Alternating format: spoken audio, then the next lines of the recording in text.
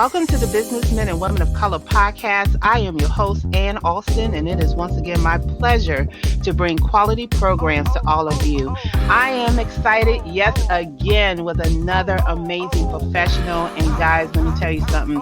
This woman is phenomenal because she is in an industry that we all need to start really seriously looking at and really getting involved in. And it is somebody who you can easily use in your business. So we're going to be talking about that later on in this podcast. So we definitely want you to stick around, listen to the podcast. Matter of fact, check out all the podcasts because in 2018, this is the platform to be on. Just in case you didn't know, the purpose of the BMWOC is to not only share our industry information, but we are encouraging you, the working professional, to look at the different lines of work and be aware of the changes in our industry. Please be sure to look at all the pages, listen to all the podcasts, and definitely reach out and connect to the people in the BMWOC community because they are here to help you. Before we get started, we would like to take a moment to thank our corporate partners and sponsors, which are Cat Serrano LLC, Cheryl Wood Empowers, Concern and Learning, Evangelism Radio, Genesis Preferred Solutions, Coach International, Nels Tax Help, My Financial Home, Power, STCI, and the Student Teacher, along with our other business affiliate partners and sponsors and everyone who is supporting this event. So again, today we have my girl, Terri Nicole, on the podcast today. I think she is phenomenal. I actually found her on Fiverr when I needed to get a radio ad done, and she just has that special voice that you've all, I'm pretty sure, have heard on different commercials throughout the years, like McDonalds and HGTV and all that kind of stuff. And so she is here today to talk about her profession as a voiceover talent. And so let me just read a little bit of her bio and we'll bring her in. Terri Nicole is a full-time voice talent who specializes in e-learning and corporate training. Though she lends her voice to a variety of genres, including TV and radio commercials, explainers, apps, and more, she also holds a Master's of Education in Technology, Innovation and Education from Harvard Graduate School of Education. She also brings 2 decades of experience as an educator, a professional development provider, and a corporate trainer, just using her talent across the country. She has coupled her acting and her improvisation, training, and performance experience to not only relay your message to the audience, but also bring your vision to light with her voice. So Terri, welcome to the podcast. Hello. Thank you so much, Ann. It's so good to join you today. Awesome. Well, I am just so excited because I'm going to tell you, we know that there are people that's doing voiceover out there, but because we don't always see their faces and we don't always know who they are, I want to make it a mission for us to know who people are when they have that special voice. And so tell us about, your name is Terri Nicole, where you're from, and how did you even land into education? Let's start with education first, and then we'll talk about how you got into voiceover. Okay, sure. So I'm Terri Nicole. I am originally from Cleveland, Ohio. So for all the Cavs fans, got to represent and mention that because we were really happy about that every day of our lives in Cleveland. And how did I get into education? Well, you know what? My parents were really, really just insistent that we know what we were doing since we were young, and that was the first thing I said. And that I wanted to be a teacher, and my father immediately said, they don't make any money. I don't know if you want to do that. And, it ended up being what I did want to do, and I love doing it. And even though I used to be in the classroom, and then I became a consultant, and education never leaves what I do. I think that just kind of comes naturally to me. I found out, this is so crazy, I've been doing some genealogy, and I have some family members I've been contacting and being in touch with. Finds out there's for some reason, I don't know why teaching seems to run in people's families, but we found out that there's people long ago who were teachers. I just found out literally a month ago that my great grandfather was a student in 1902 at Tuskegee Institute. So it runs deep. Is all I'm saying. It runs deep. I don't have a choice. Wow, wow, wow, wow. Yeah. Yeah, we were talking about genealogy just this weekend about how you can go back in the past and look to see who was Mhm. in your family tree. But that's interesting that it kind of just, Yeah. you just kind of came full circle. And so, was it something about education that just drew you from the beginning when you were younger? Was it something just about it that you just wanted to get into? It was something I always did, even in college. I tutored. I worked at the Discovery Center at Columbia University, which was like a tutoring center, things like that. But to be honest, it wasn't until I was like came out of college and I was acting and I was dancing and just running Footloose and Fancy Free. And this is so interesting because I was a literature major, comparative literature major in undergrad. And so I love to read, but I really never really it never for instance, when we would do Shakespeare in high school, I didn't really get it. I really didn't. I was like, okay, we're studying the oxymoronic juxtaposition of love hate. Like it was very clinical the way we approach some of the literature. But then I saw, and this is you'll appreciate this, and just seeing people who look like us and things. I saw, like, I'm dating myself. I saw Much Ado About Nothing. Much Ado About Nothing with Denzel Washington. We won't say Okay. the year. It was a launch of, and I Okay. go, oh my gosh, this is Shakespeare. This is amazing. I need to tell everyone that Shakespeare is amazing. Do people know this? This is so good. Oh my goodness. Yeah. So Wow. once you see something on its feet and you see somebody that you can relate to, it does something for you. It does something to you, to what you think is possible. And I started, I was acting and someone approached me and they said, we have this program that you'll be acting and you'll be teaching, you'll be working with kids in schools and they're learning Shakespeare and you get to put it up on its feet and talk about the issues. And it was the best and most low paying job I ever had, where I Wow. was an actor teacher for classical theater and Oh. did that for a while, bringing Shakespeare to life for students in Northeast Ohio. It's the best job ever. I mean, you would have sword fights. You would teach them like sword fights from Romeo and Juliet, or Mhm. you would talk about honor, and you'd go through like really exclusive private schools, and you go to schools where you have to be like checked to make sure you don't have a gun. But once you got beyond that, you Mhm. realize, and it helped me realize, people Mhm. are amazing. No matter what your background, when you start to talk to young people about what's on their mind, it was just amazing to listen to young people from what you would think is really a tough situation talk about honor in Julius Caesar and what it means to them. And it's just Wow. amazing. So that's where I kind of caught the bug for, like, oh, education and acting can go together. That is Yeah, really so cool. education and acting can go together. So Yeah. you graduated from Harvard Graduate School of Education. So how was that experience with you being an African American at Harvard? Oh, that was the best thing that ever happened to me. It was great. It was terrific. I was actually teaching, and I planned to go back. Well, let's see. I was teaching. I was teaching, and I was at a conference at Harvard. It was for, oh gosh, it was like for I can't remember the name of it. It's a program, I think it's called MAC, like Scholar. So if you take a school district that's doing really well, sometimes if you disaggregate the data and look at who's doing well and who's not, sometimes even at very affluent schools, people of color are not doing so well. And so it was really a movement to really help people tease that information apart and really get to the bottom of why is that not happening, why aren't we achieving like we should. Minority Achievement Network, that's what it is. And help address the problems and help make parents aware and teachers and what can people do differently. And I was there at a conference, and the admissions office was across the hall in this conference hall.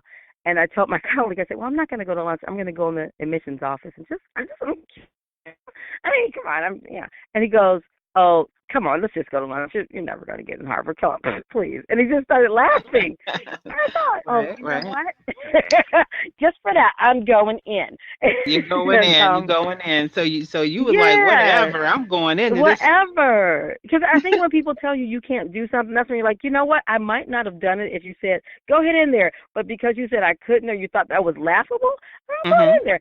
And it just led to a conversation, which led to me applying, which led to me going there. And I had an amazing time and stayed on and kept a lot of the networks I had and became a consultant and did that. And And actually, before I became a voiceover artist, before I kind of came back full circle, I was working on my, not at Harvard, but I was working on my PhD. I had moved to Atlanta in education. And actually, at this point, I was really not liking education. I was really hating not the program. I just didn't understand, like, why am I not getting as excited as everybody else? And this was a great opportunity, and it was fully funded, and I was pretty much getting paid to go to, everything was great. And I just kept, and around that time, and I always am thankful of this person. I met a woman, and I just liked her so much. She was in a congregation I used to go to called Spiritual Living Center of Atlanta. And her name is Miss, I'll just say her first name, Avon. And I said, I just want to spend more time with you. I don't know anything about you. There's something so, like, just drawing me to you. And she goes, oh, well, I do life coaching. And I was like, oh, I got to pay to be around you? That's kind of what I thought in my head at the time. Because I had no way of, right. That's the only way I could think about. But I was like, well, I'll bite. I'll do this life coach thing. And let me tell you, it really changed my life, my perspective, and my future from that point forward. Because the thing she said to me when I was, when you go to life coaching, you do a lot of, self-reflection, and you're writing your journal, and you're imagining what would you be doing on your perfect day if time and money and age were no issue. And I kept writing all about the arts. Now, I'm in grad school. I'm reading. I'm presenting. I'm reading some more. I'm writing. I mean, that's all. And I was really not enjoying it. And one day she goes, you haven't written anything about all these things and all these. Yes, I have. And I looked. There was nothing. And she said to me something that changed my life. She asked me a question. She said, did you know that just because you're good at something doesn't mean you have to do it forever? And I was like, That's really? so true. That's it. Just because That's you're not good what at I it, learned. that's right. Well, you know what? That's real life. Just because you are good at something Yeah. don't mean you have to do it. But You don't have to do that's why it. you have to go out there and find other stuff that you know how to do so that you can have Oh, my choices. You have goodness. It's options. Options is the so key. great.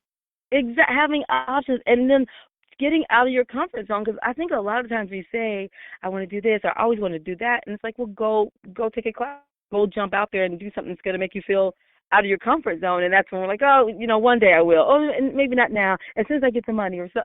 And I just started taking classes at that point and got a coach, and just was driven to just try. I took out money. I was broke for a long time. Oh wow. Not a long time, but I just completely was like, well, either I'm going to do this or not. You know what I mean? Like when you make a choice to make a change, like I'm either going to do it at Right. whatever cost, because I rather struggle now than look back. I always say, what is my 60-year-old self? What is my 80-year-old self? Every time I get older, it changes. What is my 100-year-old self Right. Right. going to say, to me that, like, why didn't you just go for it? Why didn't you just, try for a year and see what happened? And see And what so that's what I happens. did. Haven't looked back. Wow. Okay. Right. And so basically what you're saying is that you just decided that after talking to this life coach, is this when you kind of looked into voiceover or you were just sticking into education? I just want to make sure I didn't lose the Well, yeah, I'm timeline rambling. there. Yeah, my timeline it's very circuitous. My timeline, I mean, serious, my career path has been very circuitous. So I'd been a teacher at this point. I was working on my PhD, Okay, good. and I'd always done acting. I'd always done commercials. I always did things on the side. So education was always the main thing. And when Hmm. even though I really loved education, I still do. But what I was passionate about was always on the side in small doses and summer Hmm. vacations, which was fine. It was great. But because I had always done it on the side, it was great to go, what would that look like if I flipped it? And I still did Hmm. education, but now my education's on the side. So that's kind of my life now is I do voiceover, and I'm always doing corporate trainings. I'm always, finding some way to work with organizations and teach or do classes for school. So I still teach in small doses, but my main probably 40, 50, 60-hour week thing is voiceover. And I Okay, so really wouldn't have it any let's other talk way. about that. Okay, so somehow or another you fell into voiceover. How did that happen? I mean, I know that you have, your corporate training, your education, and you did all that, but what was that thing that happened that somebody said, "Oh, I think you should be a great voiceover," or you thought that you would be a great voiceover? You know what? I don't know if I could pinpoint it into like a particular time. Like if you're so first of all, let me say what a voice artist is. The voice artist, I think the best word for someone who does voiceovers is a voice actor, because no matter how great your voice is, if you are not an actor, you cannot bring someone else's script to life. you can read with emotion, you can sound pretty good, but it won't make that person go, oh, they're talking to me. Oh my gosh, I need to listen. Or that really moves me. You'll just be reading emotionally. And that doesn't, people know when it's not authentic. So you really need to have a background in acting. I mean, or Gotcha. just be a natural because you got to have the Hmm. acting. So that is something that's kind of a misconception that if you have a great voice, you'll make a great voiceover. Hmm. I think I have a pretty average voice. I People mean, tend to like it, but they don't hear it now, but what I'm going to do is I'm going to put your ad in this page so that they can hear it. But it's ooh, phenomenal when you really like turn it on, because it's like anything oh, else. It's like we go to work, we're in our business mind, right? Then we come home, we're right, like ourselves. We don't, we don't sound or do or look like we do. But then when we're like in the moment, that's when it comes true. to life. And even when I hear your voice now, I don't hear the professional Terri. So I'm hearing Terri the person, True. not Terri the voiceover artist. So I definitely want people to hear that Hmm. and really kind Well, of talk thank about your you. experience on acting and radio commercials. And, talk about that, because I know for certain that I used to watch hundreds of episodes of HGTV. And when I was going through Fiverr and heard your voice, I immediately recognized it immediately. And I was like, Oh my okay, gosh. gotta have her voice right now. I went to my husband Yeah. like, I said, this is the lady from HGTV or DY Network. And I was like, I said, I know that voice anywhere. Well, thank you. I love to be known by a voice. I love when people, go, oh, you're so, or I've heard that, or because it makes you feel like, that you know them, or they feel like they know you and you've related to them. Again, with the, the acting part. But I think, what's so funny, that the voiceover industry is super duper saturated. And so there are so many levels and niches in the voiceover industry that are it's saturated, but it's also constantly growing. We are living in a time where people are doing more and more video and more personalized video. So there is a huge movement that people probably don't see that I see um, of personalized videos that your insurance companies, like when you join your insurance companies, you're going to start getting personal videos to say, hi, Ann, thank you for selecting Blue Cross Blue Shield. I see you and your partner have signed up for so-and-so. And it will just take you through your plan as if they know you. And it's a voiceover artist it's going to be. So as much as we see, like I would say, the glamour side of voiceover, which is, we see Morgan Freeman doing the March of the Penguins and, you know, That's right. big, you're right. There's also so many places, apps, toys and stores that whenever you hear a voice, you don't see a body. If you're in Target and something is on and it starts subscribing to you, or oh, welcome to our store, and you hear the overhead PA, somebody made money doing that. So there are a lot of unglamorous ways, which is kind of my segue to a lot of things I do are pretty non-glamorous. I'm a teacher at heart. I Wow. have a huge background in education. I do a ton of e-learning. I do a ton of education. The Mm. U.S. Navy now has an avatar, a little black lady, and I'm the voice of this avatar that trains some of their officers about how Wow. to. Yeah, so there's such neat things that you don't have to be super famous to do well. Hmm. You can have a reasonable schedule and still spend lots of time with your family and things like that, and do pretty well because there's tons of things out there. You just gotta, man, you gotta work hard. You have to market yourself like crazy. That is the Yeah, I name was of the going game. to ask you that. I mean, because if I'm pretty sure there's some kids on that's going to be listening to this Oh, recording right now, cool. and because they are all over YouTube. I mean, even my son has his friends doing voiceover on his videos. Like, Ah, really, nice. he does. He actually came up with a niche where Mhm. he does a parody of another type of cartoon, and him and his friends sit Mhm. up all night while he does the animation, and they do the voiceover, and they come up with this Nice. recording, and they have like 10,000 followers, and they just can't wait for the next following Wow. video. But they don't really know how to market, or they really don't know how to do they just doing it because of fun. But if they were to ever do it, what are some of the best ways that you can advise? You don't have to give out like all your secrets, but just kind of like give some advice of how they would actually utilize finding clients and marketing themselves as a voiceover artist or someone who is looking to get into that. Sure. And first of all, I absolutely love what your son and his friends are doing because that's the hardest part. People will take classes forever, but they won't put themselves out there. So the fact that they're just creating content, and that's a big thing for me because I have a degree in education and innovation. Sometimes we consume, as young people and young people of color, we consume a ton of media, but we're not part of the participatory culture. We don't actually produce content. So the fact that they're doing that is phenomenal. That is, I mean, I wish I Oh, could thank hug them. you. That is Yeah, and phenomenal. they haven't taken any classes, and I'm trying to encourage them Hmm. to, find a way to take classes, but it'd be good to know, like, where would they Yes. take classes, or, how would they leverage it? And that might be a conversation me and you might have to have, but Yes. But but quickly, I to can give just say, nuggets. sure, yeah, quickly I can give, there are, because of, we have the internet now, there are tons, my coach lives in New York City. I live in Birmingham, Alabama right now. And we coach on Skype or Zoom. I mean, so because we have the internet and video that we can do over, you can take classes anywhere. You can train with anyone. I would tell anybody who's looking to get into voiceover, use all the free resources you can. There are a ton. There's one big hub called Edge Studio, which is out of New York, and they're in other places as well, but their hub is in New York.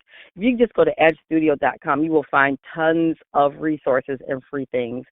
There's always webinars that are kind of educational, like, oh, you want to get into e-learning, listen to this webinar. You want to get into animation, listen to this. There's a wonderful guy, if you're interested in gaming. A lot of young people are interested in gaming and animation. Dave Fenoy is a man of color who is, most young people would know him and know his voice. He is a celebrity in his own right. But he does a weekend, Ask Dave Everything on Facebook Live, where you can literally for free get tips and insight from one of the best people in the entire industry. So I would say that would be first. And then second, I would say if you want to be a voiceover artist, you need to have the patience of someone who wants to be a doctor or lawyer. You have to go train. You have to put money in. You have to buy great equipment. You have to keep up with the trends and always be learning and always be finding out. You have to read blogs, do 30 minutes a day of something. But you have to put in the monetary investment and be willing to market and learn about marketing, become a student of marketing. There's tons of resources out there, but it's so saturated that you've got to be serious and you've got to be Oh willing to yeah. put in the work, Oh yeah, that and see, be you said patient. the magic word. You got to put in the work and you got to put in the money because a Yes. lot of these things don't come to you. I don't care how talented you are. It's Hmm. just not going to come to you. You got to go to it a lot of times. And if Yes. you're not putting yourself in the right position to invest in yourself or to invest in your time and things like that, then people are not going to invest in you. And that's just a straight fact. Yes. I mean, with any kind of business doesn't matter, even if you're at the job and it's just a career, it's the same thing. If you're not investing in that career, then the organization is going to Absolutely. invest in you, and it just goes, back and forth. So let's talk Absolutely. about some of the stuff that you are into. That some of the activities or places that you're going to be at that you want people to see where you are. They might reach out to you and things Sure. like that. Okay, so lately I've gotten this bug for improv comedy. I'm a huge improv comedy lover, and it's one of the things because in voiceover you should always be taking acting classes. So I thought, okay, I've been taking straight acting classes. Let me try this improv thing, and of course you catch the improv bug because every time I'm on stage most Thursdays at our local comedy club here in Birmingham, Stardome. Woo! It's not the big stage; it's a small stage, but hey, I'm so excited. Wow, The Broadway congratulations. room. Thank you. But you get to be like 17 different characters in a show. You get to Oh, practice different voices and different ways of using your voice. So it's terrific. And then I got into something called musical improv. So, just like you approach the audience and then, whose line is it anyway? We need an occupation. Okay, it's like we're going to sing an Irish ballad about being a plumber. And you have to think on your feet and be fast and hopefully funny. And so I do that too. So if you check out the Stardome's website, I'm also part of a group called Positively Funny Improv in Birmingham, Alabama. We do corporate training. We do corporate gigs. We do have a show every Thursday that's fun and audience participation. And then I also have my website where my people who are interested in hiring me or seeing what voiceover work is like. I have some Hey. videos posted. I have my demos, and that's just Terri Nicole. So it's TerriNicole VO for voiceover.com. TerriNicoleVO.com. Wow, that's fabulous. I am excited because I did not know that you were branching out or had branched out that far in as far as like acting and things like that. Because I think on my end, I only know you as, Terry Nicole, voiceover artist. So it's really Yeah. great to see that you are extending that olive branch to go out there and explore different types of acting and music and entertainment and just using your voice in so many different ways because we need to have that that diversity and that that thing in your talent that is always ever changing, and that is really what it's all about. Absolutely. And I think improv theater, for some reason, it tends to be one of the less diverse areas in terms of people of color. And there's been a lot of, things said and done about that. But still, if you if you go to the improv scene, you won't see a lot of us. And I'm like, we are always trying to figure out why that is and do things about it in my group. And so one of the things we realized is like, you know what? I was never exposed to improv. Were you exposed to improv growing up? I didn't know what it was. And so I Yeah, don't know anybody who's ever done. I don't have any cousins or uncles or play right. cousins or nobody who did it.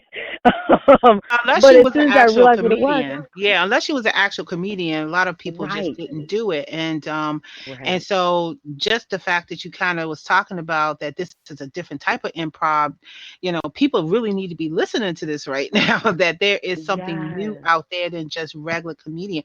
And one other thing I wanted you to kind of touch on too was the importance of just speaking skills because mm, just doing what you do, even I had to go and I had to practice my speaking skills. I did not have the sure. best speech when younger, growing up. And even when Sure, I me first either. started this 3 years ago, I was what's up. I mean, really, I had to actually go out there Mhm. and really practice my dialect and everything like that. So talk about how Yes. what kind of training that someone needs to make sure that they are speaking properly when they're doing any kind of acting or voiceover impersonations. Yes, clear communication is key. And there's a trick to it too, because if you're too, in my field, if you enunciate too hard, it doesn't sound believable. So you have to find this balance of articulating clearly, but not too clearly, because no one talks like that. Um, and so you won't be believable. There used to be a day where the voiceover person could sound like the radio announcer, and here's Johnny, and this big voice. That is like taboo these days. They want the girl or guy next door. Like, hey, Right. soft sell. So, but yeah, here's the key: listen to yourself speak, record yourself, and also I have this neat little app on my phone that anybody can get a free app where you just record your calls and go back and listen, and you will discover what you really sound like. And Oh, yeah. you're going to cringe because you don't know what you sound like because we don't listen to ourselves. We hardly ever, and if we do, we're like, oh, I hate my voice. We even voiceover artists say that. There's another app out. Yeah, there's another app out there called Audacity, and that's free also. Yes. And there's another app called OBS Studio where you can actually Ooh, download, and that is free. And not only can you practice your speaking and see it back, but you can also videotape yourself. Because a lot nice. of times in acting, you got to watch your face expression. And the same thing in Yes. jobs. I tell people all the time, look at Hmm. yourself, see how your face is contorting and moving around when you're talking to people so that you know what your own body language says. Yes. That is everything. And if your body Yes. And we language is don't want saying to that, your do that voice is because saying we that. don't want to see ourselves or hear ourselves. But if you want to get better, you've got to take the nasty medicine and listen, and you will just hear things that you're like, I do that. One Hmm. thing I always say is voiceover when I coach students to a voiceover, and I say if you feel like you messed up, that you feel like that didn't come out smoothly, I promise you 100% when you listen back to it, it didn't come out smoothly. So you become like I just stuttered, and I'm so aware now. It's okay to stop and go back and fix what you just did because it came out weird to the audience too who's listening to you. So self Yeah, correction absolutely. is really good. Absolutely. Okay, so we're about to get to the end of this interview. Is there any good sound advice that you want to leave people with before we end your interview. And before that, just give everybody your contact information again, just so that if they're not watching your page right now, they'll have your website and your contact information so they can reach out to you. Yes, and so if my website is Terri Nicole VO for voiceover.com, TerriNicoleVO.com, and you can email me if you have questions or you just want me to point you in a direction of where you might go next. You can email me at TerriNicoleVO.com. So it's TERRI, and everything else is spelled like it normally is. And I'd be Okay. more than happy to take any questions. What would I say? I think just finding whatever that passion you have and incorporating it into, what you do. I always say when people say, "Oh, I want to do this or I want to do that," and I always say, "Well, what are you doing now? Let's think about how you can build on what you're doing now." And if people are not doing something of what they want to do, it just makes that path much harder. So find some way, whether you take a course online or you have buddies or you join a mastermind group and you set some goals and you say, by the end of this year, I want to take an introductory to voiceover class. I want to, the big thing about voiceover too that I forgot to mention is in terms of business is your business card is your demo. So please make sure you are ready. Not anybody, some people will take your money. Demos can cost lots. They can cost in the thousands, right? So if someone says they can do it for $75, I would really raise my eyebrow and just, don't waste your money and don't make it too soon or you've wasted your money. Because if you have a demo and you're not ready, every producer who hears it, every casting agent will know, and then they won't listen to you again. They may not listen to you again. So that demo is super important. It's everything. It's how people know what you can do. So be really patient. That's the biggest thing I say about doing something in the arts. Who doesn't want to do something that looks fun? Because while it is fun, it's a whole bunch of work. It's still a job every day. And sometimes I don't feel like doing it. I love it. I don't feel like it. So I just, be patient, be willing to work hard, and take your time. This is a long journey. You don't need to make it overnight. And few of us get discovered. Most of us in life, we work hard for what we have. Right. And so just to summarize this whole thing is that, anybody can do this type of work if they have the tenacity to seek it out and really good at it. And as Terry said earlier, that some things that you might be good at may not be necessarily job or the career that you need to fall in. So figure out if this is what you really can do in this industry. And then if you can't do voiceover, figure out what that thing is that you know how to do and do that well. And also I'm hearing is that you have to invest in yourself. You have to invest in the money for the classes. You have to make sure you speak well and that you are seen well. And you just have to put yourself in the right situation. And also first impressions is everything. So don't send out your demos. Don't talk to people until you know you are ready, because again, like any career, like any other sales pitch or entrepreneur pitch, you lose that first impression in the first 2 seconds. I'm telling you. So if you mess up, so everybody who's listening, make sure that if you are interested in having Terri do a commercial for you or to do any kind of voiceover for your product and services, her contact information is below. Also, a sample of my ad that she is doing for the BMWOC from last year and this year is also going to be on her page, so you can actually hear her profession because she is great. I really like it, and I know you're going to like it too.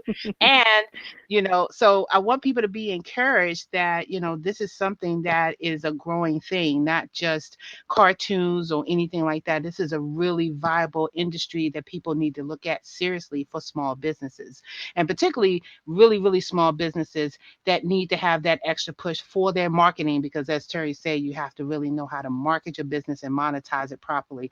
So Terri, thank you so much for being my voiceover artist. Anytime. And you were here last year and you're here again this year. And so I'm just really happy and blessed to have you on the podcast and everything. Likewise. Thank you for having me be a part, Anne. Appreciate it.